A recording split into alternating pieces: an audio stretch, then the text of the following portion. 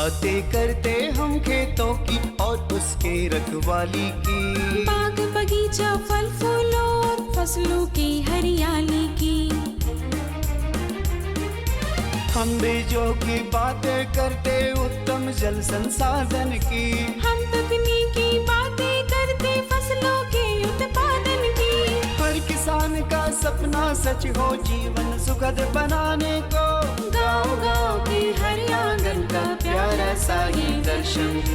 कृषि दर्शन, कृषि दर्शन, कृषि दर्शन, कृषि दर्शन, कृषि दर्शन, कृषि दर्शन, कृषि दर्शन, कृषि दर्शन। जोहार, नमस्कार। कृषि दर्शन के आज के अंक में आप सबों का स्वागत है। जुड़ चुके हैं आप आज के अंक के साथ। इसका मतलब है कि आप आज बताए जाने वाली बातों को ध्यान से सुनने, समझने और अपनाने के लिए तैयार हैं। तो चलिए कार्यक्रम की शुरुआत कर लेते हैं। सबसे पहले देखते हैं कृषि समाचार। नमस्कार, कृषि समाचार में आपका स्वागत है। मैं हूं सोफिया अहमद। आइए देखते हैं आज कृषि समाचार में क्या है खास। फसल की किस्मों और तकनीक को मिलेगा बढ़ावा, नकदी फसल से आत्मनिर्भर बनेंगे किसान। बसंतकालीन सूर्यमुखी की खेती के लिए अनुशंसित प्रभेद में लगाए KB-SH 44। अब समाचार विस्तार से। फसल की किस्मों और तकनीक को बढ़ावा देने के लिए कृषि वैज्ञानिक निरंतर प्रयासरत हैं। प्रदेश में सिंचाई के अभाव को देखते हुए माइक्रो इरिगेशन को बढ़ावा देने के साथ ही राज्यों में तिलहनी फसलों को प्रोत्साहित किया जा रहा है। इस दिशा में सीड चेन व्यवस्था के तहत विकसित किस्मों का अधिक से अधिक समावेश करने पर भी जोर दिया जा रहा है। ग्रामीणों को आत्मनिर्भर बनाने में नकदी फसल काफी सहायक है। प्रगतिशील किसान हल्दी, अदरक, तिलहन और मिश्रित फसल की खेती कर आत्मनिर्भर बन सकते हैं। नकदी फसल को बढ़ावा देने के लिए किसानों के बीच बीजों का वितरण किया जा रहा है, जिसे प्रखंड से प्राप्त किया जा सकता है। यदि आप मुर्गी पालन कर रहे हैं तो उसके आवास और आहार दोनों पर ध्यान देना जरूरी है। फिलहाल ठंड का समय है। ठंड से मुर्गियों और उनके चूजों को बचाने के लिए आवास में गर्मी के लिए अधिक रोशनी का बल्ब जलाएं। आवास यदि बांस की बनी हो तो चारों ओर से प्लास्टिक से ढक दें ताकि ठंडी हवा अंदर नहीं जा पाए। साथ ही संतुलित आहार के अलावा गर्म या ताज़ा पानी पीने के लिए दें। सर्दियों में मुर्गी का चूजा का सबसे ज़्यादा उसका नुकसान पहुंचता है। सर्दियों में हमेशा मुर्गी का घर में ठंड हवा से बचाकर रखना है, गर्मी पैदा करना पड़ेगा। तो इसलिए आप क्या कर सकते, आपके पास बिजली का सुविधा है तो 100 पावर का बल्ब जला के रखिए हमेशा, तो उसमें गर्मी पैदा रहे। दूसरी बात है, अगर 100 पावर आपका बिजली नहीं है तो उसमें आपको केरोसिन लैंप जो है वो सिक्योर तरीके से ढक्कन दे के आपको रख सकते हैं, जिसमें गर्मी पैदा होते रहेगा। और अगर आपका हवा घुसता है मुर्गी का घर में तो उसको चारों तरफ आप पॉलीथीन शीट लगा दीजिए कि उसका बुरा पुराना जो बुरा होता है वो वाला देश से ढक दीजिए, तो उसमें ठंड हवा ना पहुंचे। बसंतकालीन सूर्यमुखी की खेती से अधिकाधिक उत्पादन लेने के लिए 8 से 10 किलोग्राम बीज प्रति हेक्टेयर लगाएं। कतार से कतार की दूरी 60 सेंटीमीटर और पौधा से पौधा की दूरी 30 सेंटीमीटर रखें।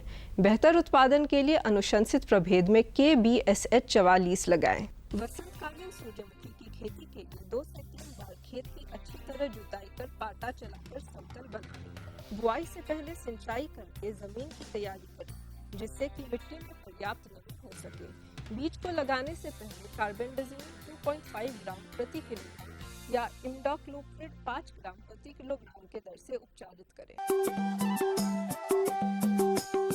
किसान भाई डिबलिंग विधि से बीजों को बोने के लिए रोटरी डिबलर नामक कृषि यंत्र का प्रयोग कर सकते हैं। इसकी कार्य क्षमता 1 से 2.5 एकड़ प्रतिदिन है।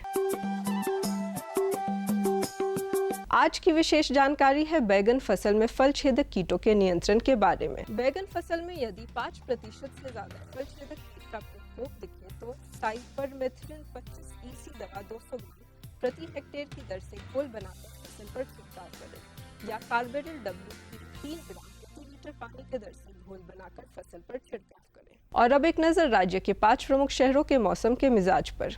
आज राज्य के 5 प्रमुख नगरों में न्यूनतम तापमान रांची का अधिकतम तापमान 32 डिग्री सेल्सियस और न्यूनतम 24 डिग्री सेल्सियस, जमशेदपुर का अधिकतम तापमान 25 डिग्री सेल्सियस और न्यूनतम 15 डिग्री सेल्सियस,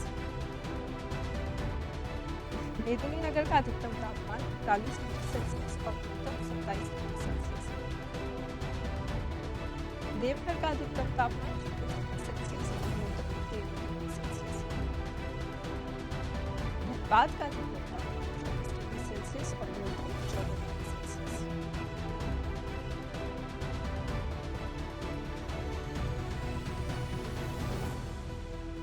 कृषि समाचार में आज इतना ही। अगले दिन अगले अंक में फिर मुलाकात होगी कुछ ताज़ा तरीन खबरों के साथ। तब तक के लिए दीजिए इजाज़त। नमस्कार, जोहार। किसान भाइयों, सूर्यमुखी मुख्य तिलहनी फसल है और इसकी खेती बहुत ही लाभदायक होती है क्योंकि इसके बीजों में 50% तक तेल पाया जाता है। तो क्यों न सूर्यमुखी की उन्नत खेती की जाए। प्रभेदों का चयन कैसे हो और कैसे हो इसकी उन्नत खेती, पूरी जानकारी इस फीचर के माध्यम से। सूर्यमुखी एक ऐसी फसल है जिससे तैयार खाद्य तेल से कोलेस्ट्रॉल और हृदय रोग की समस्या नहीं होती है। इस खूबी के कारण बाजार में इसकी अच्छी मांग है। राज्य के किसान सूर्यमुखी की खेती से बेहतर मुनाफा कमा सकते हैं। अभी सूर्यमुखी की ग्रीष्मकालीन खेती के लिए बुआई कर सकते हैं। गर्मा सूर्यमुखी की उन्नत खेती के लिए बुआई से पहले अच्छी तरह से खेत की तैयारी करें। फसल में खरपतवार, मिट्टी जनित रोग और कीटों की समस्या न हो, इसके लिए मिट्टी पलट कृषि यंत्र से खेत की कुड़ाई जुताई करें। कुछ दिन बाद खेत को समतल करें और क्यारी बनाकर बुआई करें। सूर्यमुखी की खेती के लिए मिट्टी का पीएच मान 5.5 से ज्यादा ना हो। देखिए, सूरजमुखी की बात होती है तो झारखंड में जो है वो अगर सूरजमुखी की खेती मतलब सालों भर की जा सकती है, लेकिन अगर तीनों मौसम में देखें तो ये खरीफ, रबी और जायद, ये तीनों मौसम में सबसे ज़्यादा अगर खेती होती है तो जायद के मौसम में होती है। चूँकि खरीफ में क्या होता है कि उसका रोग बीमारी उसमें ज़्यादा लगते हैं, पानी जल जमाव की भी समस्या रहती है। लेकिन जायद में जो अगर हम लोग देखते हैं कि अगर सूरजमुखी लगाने का टाइम है तो ये आपका उसका सबसे उचित समय है। और इस समय अगर आपके पास खेत है तो उसकी हम लोग गहरी जुताई जो है मिट्टी पलट वाले हल से हम लोग उसको कर देते हैं, ताकि उसमें मिट्टी में जो भी मान लीजिए कि कीट है, व्याधि है, तो वो जो है सूरज की रोशनी में एक्सपोज हो जाए, बाहर निकल जाए और वो आसानी से उसका नियंत्रण हो जाए। तो अगर हम लोग आपके पास मोल्ड बॉल है, हैरो है, डिस्क है, कल्टीवेटर है, तो उसके साथ एक बार जोत करके और उसके बाद पाटा लगा देना चाहिए और उसके बाद जो है हम लोग क्यारी बनाते हैं। तो ये लगभग जो है सभी प्रकार की भूमि में की जा सकती है। लेकिन इसमें अगर पीएच मान की बात करते हैं तो पीएच मान जो है वो लगभग आपका 5 के आसपास हो या 5 से 5.5 हो या 6 हो, तो वहाँ पर सूरजमुखी जो है वो अच्छा उस मिट्टी में किया जा सकता है। किसी भी फसल में आरंभिक अवस्था में लगने वाले रोग और कीट उस फसल को पूरी तरह से बर्बाद कर सकते हैं। आधुनिक और वैज्ञानिक खेती में इस समस्या का सबसे सटीक समाधान है बीजोपचार। सूर्यमुखी के बीजोपचार के लिए जेलोरी नामक दवा का उपयोग करें। सूर्यमुखी के बीजों को कम से कम 12 घंटा जेलोरी दवा के घोल में डुबो कर रखें। उसके बाद उसकी बुआई करें। जब हम लोग इसको जो है मान लीजिए कि सीड आप जो है लगा देते हैं, तो इसके लिए जो है सीड जब भी आप उसको लाते हैं तो उसका सीड ट्रीटमेंट ज़रूर करें। सीड ट्रीटमेंट करने के लिए जो है 1 किलोग्राम अगर सीड है तो 2 ग्राम जो है जैलोरी जो है इसमें एक दवा है, उस दवा के साथ इसको जो है हम लोग मिला करके और ओवरनाइट सोक करते हैं, क्योंकि इसका सीड कोट जो है वो थोड़ा सा क्या होता है कि मोटा होता है। तो 12 से लगभग जो है 14 घंटा इसको पानी में हम लोग उसी दवा के घोल में इसको डीप करके फूलने दे देते हैं। उसके बाद निकालते हैं और निकाल करके उसके बाद जो है उसको हम लोग अगर लाइन खींच लिए तो थोड़ा सा मेड़ बना लें और मेड़ के किनारे साइड में उसको हम लोग जो बताए मैं डिस्टेंस की 20 सेंटीमीटर गुना 60 या 20 सेंटीमीटर गुना जो है 40, जैसा उन्नतशील प्रजाति है या संकर किस्म आपने चयन किया है तो उसको वहाँ पर लगा करके और उसके बाद सिंचाई कर देते हैं। सूर्यमुखी से अच्छी उपज और गुणवत्तापूर्ण तेल प्राप्त करने के लिए अनुशंसित उन्नत प्रभेदों का चयन करें।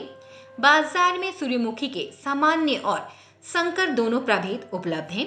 बुआई में दोनों प्रभेदों का बीज दर अलग अलग अनुशंसित है। कि ये सबसे महत्वपूर्ण चीज़ है कि अगर हम लोग बिना अगर प्रभेद के बारे में अगर नहीं अपने आप को जागरूक रखेंगे तो किसान भाई का उत्पादन इससे काफ़ी जो है प्रभावित होगा। तो इसमें जो है 2 तरह के बाज़ार में जो है सूरजमुखी उपलब्ध हैं, एक संकर किस्म के, एक उन्नतशील प्रजाति के। तो उन्नतशील अगर प्रजाति की बात अगर हम लोग करते हैं तो उसमें मॉडर्न और सूर्या ये 2 किस्म हैं। जो काफ़ी जो है इस क्षेत्र में उसको यूज किया जाता है और लगभग जो है इसमें 8 से 9 किलोग्राम जो है पर हेक्टेयर जो है सीड रेट की आवश्यकता पड़ती है। अगर उसी में अगर हम लोग संकर किस्म है तो बहुत सारी मल्टीनेशनल कंपनी है उसका बीज है, लेकिन KBSH जो है 1, ये KBSH जो है 44, KBSH आपका 53, ज्वालामुखी, ये संकर किस्म है और इसका उत्पादन काफ़ी ज़्यादा होता है। और इसका सीड रेट की बात अगर करें तो वो लगभग जो है 5 से 6 किलोग्राम पर हेक्टेयर की आवश्यकता पड़ती है। तो ये जब भी किसान भाई अगर मान लीजिए खेती के बारे में जो अगर सोचते हैं तो निश्चित रूप से उनको उन्नतशील किस्म में पैदावार चूँकि कम है तो संकर किस्म की ओर जाना चाहिए और संकर किस्म का जो KBSH जो है आपका 44 और 53 ये सबसे अच्छी किस्म है, इसको जरूर इस्तेमाल करनी चाहिए। सूर्यमुखी के पौधों का सही विकास हो इसके बुआई में कतारों और पौधों के बीच अनुशंसित दूरी रखें। साथ ही साथ बेहतर उर्वरक प्रबंधन करें। उर्वरकों में अनुशंसित मात्रा में कंपोस्ट, यूरिया, DAP, MOP का व्यवहार करें, जबकि तेल की बेहतर गुणवत्ता के लिए जिंक और सल्फर का उपयोग जरूर करें। कि अगर मान लीजिए कि इसको लगाना है तो इसका जो डिस्टेंस है, दूरी है, उसको जो है प्रॉपर मेंटेन करने की आवश्यकता है। तो अगर मान लीजिए उन्नतशील किस्म है तो 20 गुना 40 सेंटीमीटर पे उसको लगाते हैं। 20 सेंटीमीटर जो है वो बीज से बीज की दूरी, 40 सेंटीमीटर लाइन से लाइन की दूरी। अगर वो हाइब्रिड है तो हम लोग जो है 20 से 60 सेंटीमीटर रखते हैं। 20 सेंटीमीटर जो है उसका बीज से बीज की दूरी, 60 सेंटीमीटर जो है वो आपका लाइन से लाइन की दूरी, ये इसमें सबसे जो है ज़रूरी है। लेकिन इससे पहले अगर हम लोग देखें तो खेत की तैयारी करते समय लगभग जो है आपके पास करीब करीब जो है 100 क्विंटल जो है कंपोस्ट खाद पर हेक्टेयर के अनुसार से उसको जो है खेत में डाल देनी चाहिए। और यूरिया जो है वो 2 स्प्लिट में हम लोग देते हैं, 30-30 किलोग्राम जो है वो आपको पर हेक्टेयर, लेकिन 30 kilogram at a time sowing के समय 30 किलोग्राम जो है जब बीज हम लोग जब चढ़ाते हैं, मिट्टी जब चढ़ाते हैं उस समय देते हैं। और उसके बाद अगर हम लोग देखते हैं कि DAP जो है वो आपका लगभग 40 किलोग्राम अगर 1 हेक्टेयर में दिया जाता है और 60 kilogram MOP muriate of potash ये आप हम लोग इस्तेमाल करते हैं। इसके साथ साथ चूँकि ये तेल वाली फसल है तो तेल की परसेंटेज गुणवत्ता अच्छा प्राप्त करने के लिए इसको हमको जो है जिंक जो है वो 20 किलोग्राम जो है वो पर हेक्टेयर में और आपका सल्फर 20 किलोग्राम पर हेक्टेयर अगर हम व्यवहार करते हैं तो अच्छी गुणवत्ता का जो है हमको इससे तेल मिलता है। और खरपतवार पौधों की बढ़वार को रोक देता है। इससे बचाव के लिए सूर्यमुखी की बुआई के बाद 1.5 महीने के अंदर कम से कम 2 बार खरपतवार की निकासी जरूर करें। तो खरपतवार निकालने के लिए आपके पास जो है व्हील हो है या खुरपी है या छोटे छोटे औजार हैं तो उसका सहायता से अगर आप निकालते हैं तो एक प्रकार से मिट्टी का होइंग भी हो जाता है, फसल का बढ़वार जो है इसमें बढ़िया मिलता है। तो लगभग हम लोग देखते हैं कि ये आपका 80 से 120 दिन का फसल है। तो 80 से 120 दिन का फसल है तो उसमें जो है जब ये फूल आने लगते हैं तो उस समय जो है विशेष हमको इसमें ध्यान देना पड़ता है। किसान भाइयों, सूर्यमुखी में पाउडरी मिल्ड्यू रोग के लक्षण दिखे तो नियंत्रण के लिए सल्फेक्स दवा से घोल बनाकर फसल पर छिड़काव करें। इसमें बहुत ज़्यादा जो है किसान भाई को जो है उतना मतलब अटेंशन होने का ज़रूरत नहीं है। या मिक्स क्रॉप में भी खेती कर सकते हैं या इसको जो है अगर हम लोग चाहें कि खेती के दरमियान अगर आप जो है अगर इसको मान लीजिए कि उस समय अगर कोई आपका कीट रोग व्याधि भी अगर नज़र आता है तो उसको भी हम लोग आसानी से इसका नियंत्रण कर सकते हैं। उसके लिए मान लीजिए कि कभी कभी इसमें पाउडरी मिल्ड्यू आता है तो सल्फेक्स है आपके पास जो है 80% में, उस सल्फेक्स का 80% में जो है उसका एक स्प्रे करा दीजिए जो है 2.5 ग्राम पर लीटर पानी में घोल बना करके, तो उससे नियंत्रण हो जाएगा। यदि सूर्यमुखी के साथ मूंग, उड़द, सोयाबीन, मूंगफली, हल्दी या अदरक की खेती करें तो दोहरा लाभ होगा। एकल खेती करते हैं तो 60 से 70 हजार रुपये की आमदनी प्रति हेक्टेयर की दर से जरूर होगी। अगली जानकारी जो हम आपको दिलाने जा रहे हैं वो है तसर कोसों के बारे में। तसर कोसों का उपयोग 2 तरह से किया जाता है, प्रजनन के लिए और रेशम के धागे निकालने के लिए। लेकिन दोनों ही स्थितियों में कोसों का सही देखभाल बहुत ही जरूरी है। कैसे करें कोसों का सही भंडारण, पूरी जानकारी इस फीचर के माध्यम से। झारखंड तसर उत्पादन के मामले में देश के गिने चुने अग्रणी राज्यों में से एक है। कोकून यानी कोशा से तैयार किया जाता है, धागा और धागों से बनाया जाता है। तसर रेशम का कपड़ा। तसर उत्पादन में कोकून की 2 महत्वपूर्ण उपयोगिता है। एक है धागा तैयार करना, दूसरा है बीज के लिए इस्तेमाल करना। इन दोनों कार्यों के लिए कोशों का भंडारण किया जाता है। कोशों की गुणवत्ता में कोई कमी ना आए, इसके लिए सुरक्षित भंडारण करना बहुत जरूरी होता है। इसके लिए कई सावधानियों पर ध्यान दें, जैसे कोशों को संक्रमण से बचाने के लिए पूरी तरह से स्वच्छ स्थान पर ही बीजागार बनाएं। पोषक वृक्ष पर पूर्ण रूप से विकसित कोशों की कटाई करके उसके वजन और आकार के अनुसार ग्रेडिंग करके भंडारण करें। तसर की खेती तो यहाँ पर जो है बहुत ज़ोरों से जो है खेती की भी जा रही है और इसकी गुणवत्ता काफ़ी अच्छी है। और लेकिन सबसे महत्वपूर्ण बात है कि उसकी गुणवत्ता को अगर मेंटेन रखना है तो किसान भाई का जो है कोसों को अगर ठीक ढंग से भंडारण नहीं करेंगे तो वो तसर का जो गुणवत्ता का सूत मिलेगा या उससे कपड़े उत्पादन होंगे, सारा का सारा सिस्टम उससे प्रभावित होता है। तो यहाँ मतलब भंडारण के लिए अगर बात करें तो सबसे पहले जो उत्पादन हो रहा है उस मेथड को हम लोग देखें। जहाँ पर भी जो है अगर उत्पादन कर रहे हैं तो वो जगह जो है वो आपका साफ़ सुथरा हो और वहाँ पर हाइजीनिक हो, ताकि किसी तरह से जो है वहाँ पर वो इन्फेक्टेड जो है वहाँ पर कोकून्स जो है आपका प्राप्त ना हो। अगर मान लीजिए कि हम लोग कोकून जो है वहाँ से जिस समय मैच्योर्ड हो गया, 5 जब विमोचन का क्रिया हो जाता है तो उसके बाद जो है तसर का कीट जो है वो 2 पत्तों को जमा करके ककून फॉर्म करने लगता है। तो जब ककून बनने लगता है, आधा बन जाए या आपका लगभग पूरा बन जाए, उसी समय हमको उसको काट करके सावधानी से एक जगह एकत्रित करना चाहिए।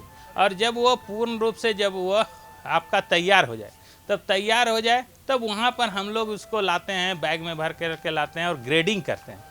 तो ग्रेडिंग कहने का मतलब उसके वेट के अनुसार से, साइज के अनुसार से हम लोग उसको ग्रेडिंग करते हैं, A, B, C ग्रेड का।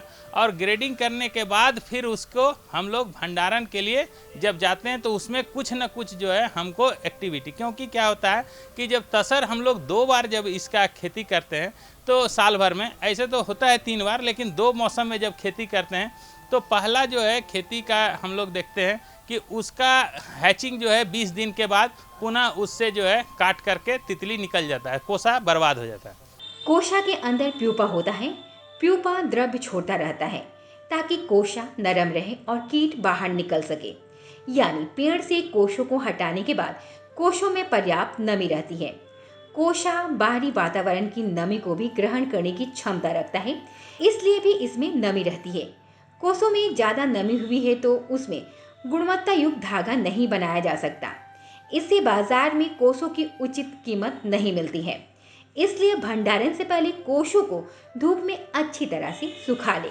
लेकिन अगर हम लोग जो है कोसा को अगर धागे के रूप में अगर भंडारण करना चाहते हैं तो उसको हम लोग क्या करते हैं, सबसे जो है सिंपल मेथड है उसको है कि सूरज की रोशनी में सन ड्राइंग।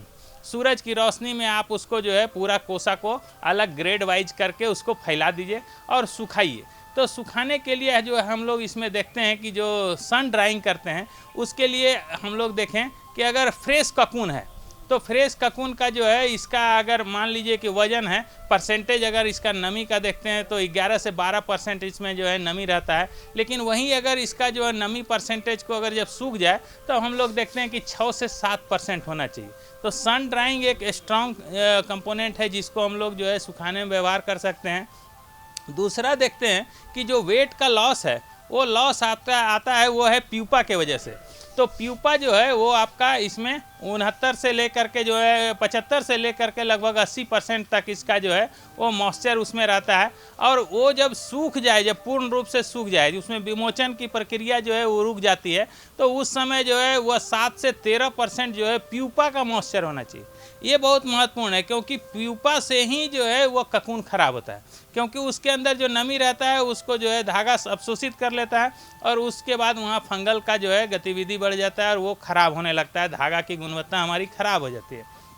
इसके बाद जो है हम लोग देखते हैं कि होल ककून जो है उसका अगर परसेंटेज देखते हैं तो 61 से लेकर के जो है वो 65% के आसपास जो है इसका फ्रेश ककून का रहता है। लेकिन जब ड्राई हो जाता है तो वो 8 से 12% में चला आता है। तो जब भी हम लोग सन ड्राई करें तो सन ड्राई एक सबसे इम्पॉर्टेंट है कि किसान भाई के पास तो उतना ज़्यादा संसाधन नहीं है, तो वो उत्पादन तो करते हैं लेकिन भंडारण में अगर जहाँ उनका मॉइस्चर है, ठीक ढंग से सूखा नहीं है, ग्रेडिंग नहीं हुआ है, तो उनका दाम भी कम मिलेगा। भंडार करेंगे वहाँ फंगस भी लगेगा और उसके बाद वो जो है उसकी गुणवत्ता धागा की खराब हो जाएगी और उसका पूरा वैल्यू भी उसका बाज़ार में कम हो जाएगा। तो इसलिए जो है अगर जिनके पास सुविधा है तो वो फिर इसको जो है हम लोग स्टीम के द्वारा इसको सुखाते हैं या भंडारण करते हैं। कोकून को धूप के अलावे 2 अन्य विधियों से भी सुखा सकते हैं। एक विधि है पानी को गर्म करके उसके वाष्प को गर्मी से कोशों की नमी को सुखाना। दूसरी विधि है गर्म हवा छोड़ने वाले एयर ब्लोअर उपकरण से कोशों की नमी सुखाना। आप अपनी सुविधा के अनुसार इनमें से किसी भी विधि से कोशों की नमी सुखाने का काम कर सकते हैं, लेकिन भंडारण से पहले कोशों की अतिरिक्त नमी को जरूर सुखा लें। स्टीम के द्वारा कहने का मतलब क्या है कि इसको स्टीम में हम लोग जो देखें कि अगर ककून है उसको जाली में रख दिए और उसके बाद एक जगह जो है पानी जो है उसमें वाष्प बन रहा है और उस वाष्प को जो है दूसरे जगह से एयर ओवन से जो है उसको फ्लो करके निकाल लेते हैं। तो उससे जो है ये आपका ककून को उस ढंग से जो है स्टीमिंग किया जाता है, यानी उसको जो है प्यूपा को मारा जाता है ताकि उसमें जो है उसका लाइफ साइकिल जो है आगे न बढ़े, वो तितली न बने और वो वहीं पे रुक करके सूख जाए, मर जाए। एक ये कर सकते हैं। उसके बाद जो है हॉट एयर ओवन जो है ये आपका इम्पॉर्टेंट चीज़ है, क्योंकि जो है मान लीजिए कि हम लोग देखते हैं इसमें कि अगर 90 से लेकर के 100 डिग्री टेम्परेचर पे अगर उसको हम लोग हवा पास करके अगर प्यूपा को जो है उसमें मार देते हैं, कील कर देते हैं, तो उससे भी जो है हमारा भंडारण का समय वो लंबी अवधि तक उसको हम लोग स्टोर कर सकते हैं। बीज के लिए कोशों का भंडारण करना हो तो सबसे पहले बीजागार में ब्लीचिंग पाउडर और चूना का छिड़काव करें ताकि बीजागार में संक्रमण का कोई खतरा ना हो। इसके बाद कोशों का माला बनाकर उसे कतारों में टांग दें। इसमें टंगे हुए कोशों की दीवार और फर्श से उचित दूरी होना जरूरी है। इसके अलावा बीजागार को हर हाल में नमी मुक्त रखें। देखिए, बीज के लिए भंडारण करने के लिए उनको जो है विशेष ध्यान देना पड़ेगा। कि विशेष ध्यान देने का मतलब क्या है कि उनको जो है जहाँ पर अगर मान लीजिए कि वो बीज बनाना चाहते हैं तो वो वाला एरिया पूरा रूप से जो है सैनिटाइज किया हो। तो सैनिटाइज करने का मतलब क्या हो कि वो वहाँ पर ब्लीचिंग पाउडर है, चूना है, उससे जो है उस एरिया को स्टरलाइज कर देते हैं, साफ़ कर देते हैं कि किसी प्रकार का जीवाणु या फंगस वहाँ पर ना हो। उसको हम लोग पहला काम करते हैं। उसका अगर हो सके तो पॉलीथीन का सीट जो है उसका एक रूम बनाते हैं और रूम बना करके उसके बाद जो है गुच्छे में 5-5 का जो है वो गुच्छा हम लोग बना करके लरी सिस्टम में लगभग जो है 5 से 6 फीट जो है ऊंचा लरी बना करके लाइन से उसको सजा करके और उसके बाद वहाँ पर स्टोरेज करते हैं। इसलिए कि वहाँ पर जो है किसी प्रकार का बाह्य वातावरण का जो है वहाँ नमी प्रवेश नहीं करे, किसी प्रकार का रोगाणु या जीवाणु जो है वहाँ फंगस जो है फफूंद जो है वहाँ ना पहुँचे और वो स्टरलाइज हो, पूरी तरह से कंट्रोल कंडीशन हो, ताकि वहाँ पर जो भी हमारा जो रोग मुक्त वहाँ चकत्ता का जो है जिसको DFL बोलते हैं उसका अगर उत्पादन करना है तो हमारा उसमें गुणवत्ता में वो चीज़ में प्रभावित न करे। तो इसीलिए जो है जब वैसे कोकून जिसको हमको अंडा लेना है तो उसके लिए जो है हम लोग को ग्रेनेज करने के लिए उसका जो घर होना चाहिए वो पूरी तरह से स्टरलाइज और गुच्छे में करके उसको लटका करके रखना है, उसको बैगिंग करना नहीं है। जहाँ पर भी मान लीजिए कि अगर हमको धागा के लिए अगर भंडारण करना है तो वहाँ पर हम लोग बैगिंग कर सकते हैं, लेकिन वो रूम भी जो है एयर चार्ज होना चाहिए। एक तरफ से हवा जो है पास होकर के वहाँ पर हमेशा एयर चार्ज होते रहे, दूसरे तरफ से निकलते रहे, नहीं तो फिर वो जो रूम है उसका जो है मॉइस्चर उसी में रह जाएगा। लेकिन ग्रेनेज में ये चीज़ नहीं है। ग्रेनेज में आपको जो है पूर्ण रूप से एयर टाइट हो तो वो जो है ज़्यादा अच्छा आपका इसमें रहता है। यदि धागा बनाने के उद्देश्य से कोसों का भंडारण करना हो तो बैग में उसकी सुरक्षित पैकेजिंग कर सकते हैं, लेकिन कोसों से भरे बैग को एक दूसरे के ऊपर चढ़ाकर न रखें, वरना भार रेशों की गुणवत्ता को खराब कर सकती है। इसके अलावा भंडार गृह को स्वच्छ, विसंक्रमित और हवादार जरूर बनाए रखें। तो किसान भाइयों, आज जो जानकारी हमें साझा करनी थी वो हमने की। अब आपकी बारी है। अगर कार्यक्रम में आपको कोई कमी नजर आती है तो हमें अवश्य लिख भेजिए। हमारा पता है कार्यक्रम कृषि दर्शन, कृषि प्रकोष्ठ द्वारा केंद्र निदेशक, दूरदर्शन केंद्र, रातू रोड, रांची, पिन संख्या 834001। पूरी टीम के साथ मुझे दीजिए इजाजत। जोहार, नमस्कार।